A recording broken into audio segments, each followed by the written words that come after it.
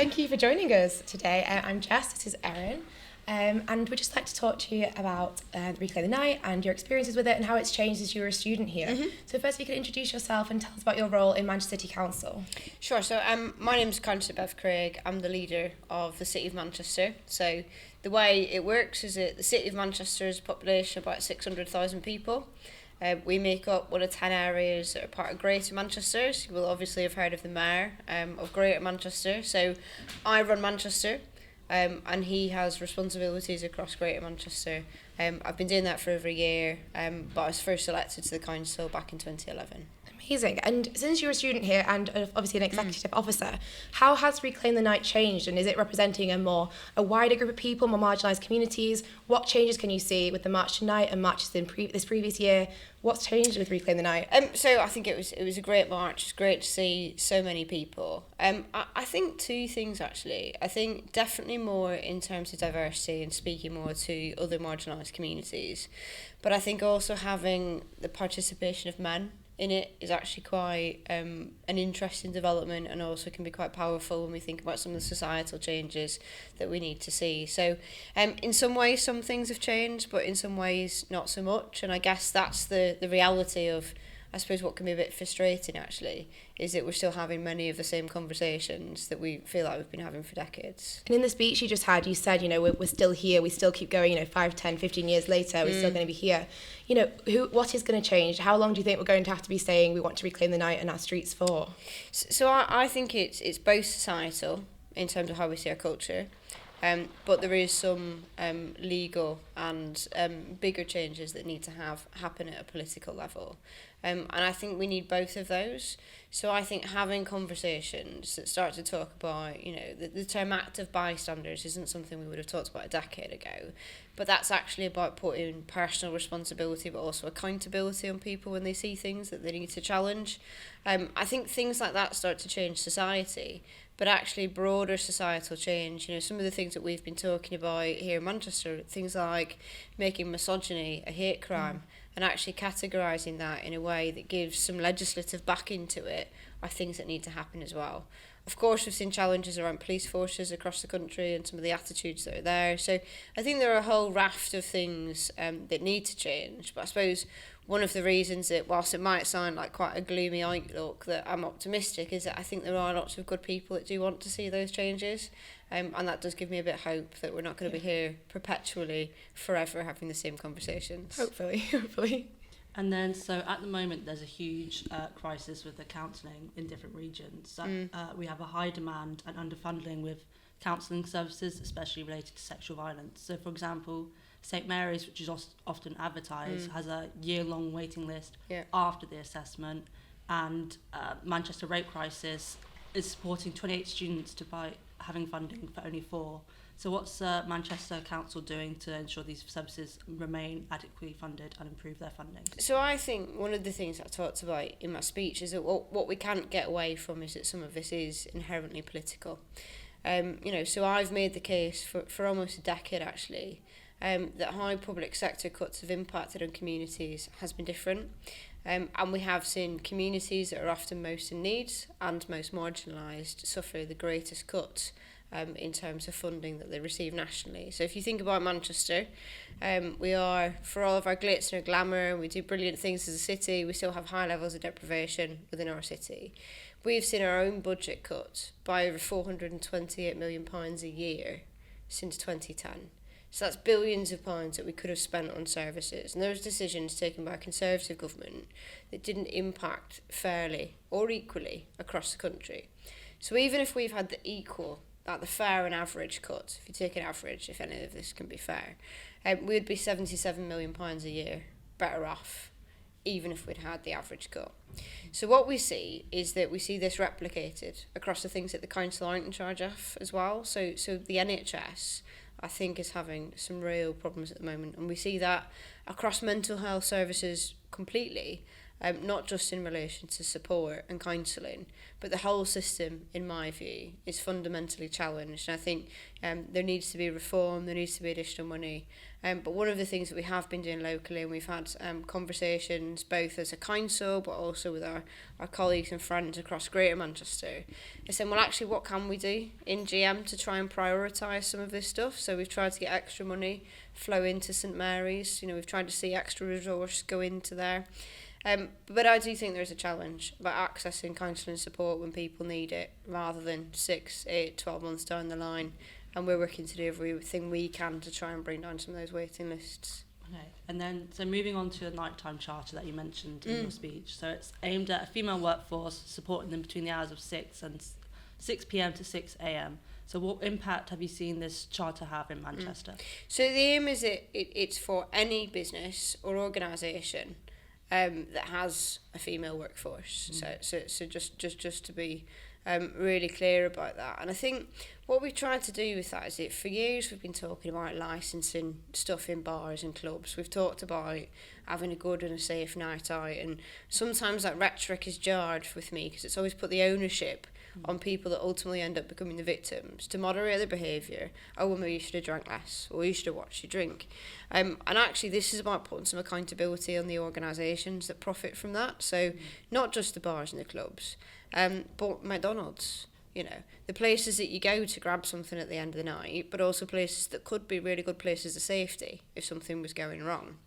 But all the way even through to architects. So if you think about the city and you think about the bits that we're building or designing in new, trying to build in some of those safety points from the beginning. So I'll give you a dilemma that we're having. For our climate change targets, one of the things that we were encouraged to do was to change all our lighting to LED lighting. Now, actually, what that does is it makes it feel darker. It doesn't feel as safe, and that's part of the feedback. So if you're able to have those conversations when you're designing things at the beginning, where you're able to debate with all of the top architects, saying, okay, well, how can you reduce your carbon footprint, but also make people feel safe? That's part of what we're asking people to do. So the charter's pretty straightforward. It's got some basic pledges in it, but behind the pledges, it's around us then, in a year's time, asking organisations, all right, well, what have you done about it? You want to sign up to the charter, you want to have the badge. What does that mean? So we launched it at the end of September. We've already got about 125 organisations and businesses that have already signed up.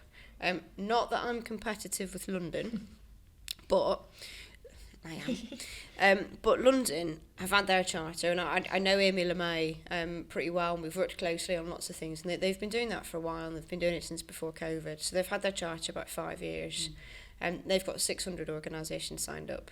So we're pretty confident in Manchester that we're going to smash that. But part of it is just around that ownership point, and we're already seeing businesses thinking, oh, well, actually, I'd not thought of it like this. So an example I'd give is that for years, Frog and Bucket, the comedy club, have just been plugging on and speaking to female comics and saying, well, actually, what your experience is at the end of the night. So they've now got an Angels Fund where they pay for taxis home for women comics that are coming and gigging. Now, them having a conversation with another business, and well, I'd never thought about that. Maybe I should change my policy on whether or not staff can use taxis on the way home. So there's little things as well as big things, but I think what's been welcomed is just changing the type of conversation that we're having. Yeah, and with the emphasis on then female and women there, what is being done to support gender and sexual minorities within the workforce as well? I think that's certainly part of it, and it's not in any way exclusive. I think, you know, for me, my personal perspective is that we need to do more to recognise some of the intersectional difficulties that our communities face.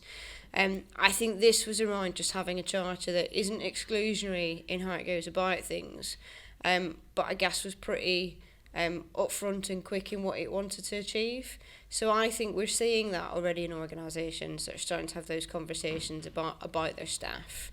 But what I wouldn't say is this certainly isn't kind of Manchester's take on a culture war. This is something that has worked elsewhere. London have been doing a great job with it. We've copied and pasted it, and we're doing a whole bunch of other things to make sure that people from other marginalised communities are feeling safe. And we've done a lot of work in the city actually with our trans community, much to shall we say, some flack that I've received in my inbox is probably the best way to put it. But we've been at the forefront of tackling some of those bigotries for quite some time.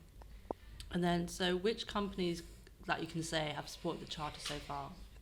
So we've had quite a few. So I would say, so some of our nighttime venues. So if I think about, so we've got quite a number of bars that I can think of in and around Ancoats. I've obviously mentioned the Frog and Bucket. We're working with nighttime businesses like McDonald's to sign up to it as well. We've already got a couple of architects on board. We're trying to get Transport for Greater Manchester on board to help us with the regulation of buses and also trams, because actually accessing public transport that's safe and affordable at night is a big problem. So there's quite a lot of different people, I think, from across a wide range of organisations that have been involved, and I think that's what's quite energetic about it, because it's really flipping how people think about it. And we've done training sessions for some of those businesses, so we've done things like active bystander training with the door staff, with people that are running the bars at night, and it has been really well received.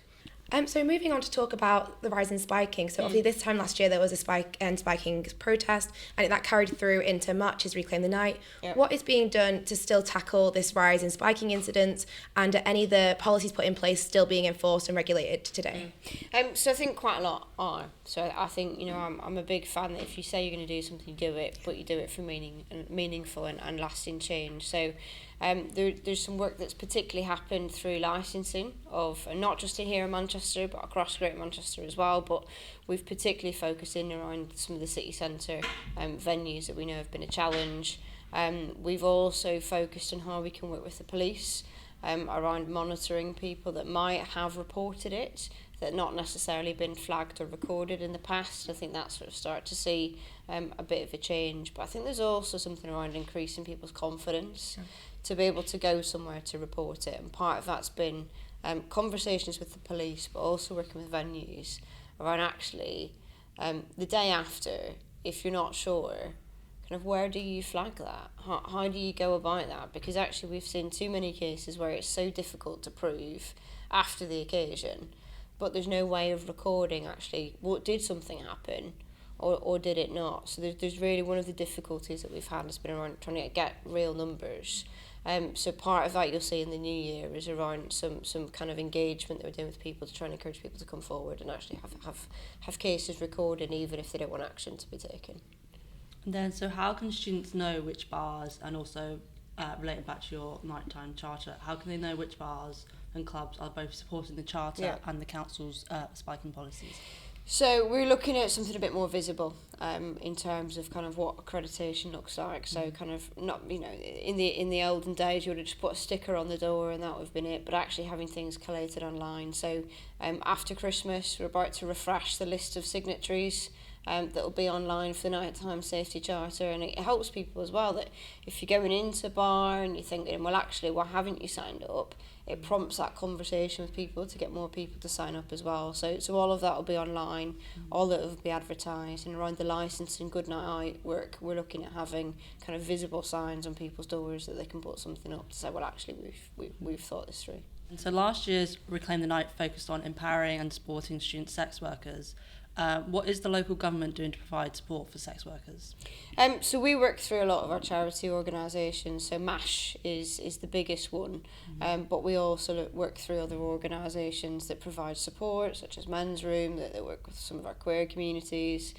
So I think what one of the things that has come through to us really clearly is that actually, for most normal people, you don't really think about what a city council does. You don't think about local government, but you think about the people that are relevant to you to have those conversations with you, and that's why we work with charities so much, because actually people find public organisations and authorities a bit preachy on this kind of stuff, and makes it really difficult for people to come through with the kind of support that they need.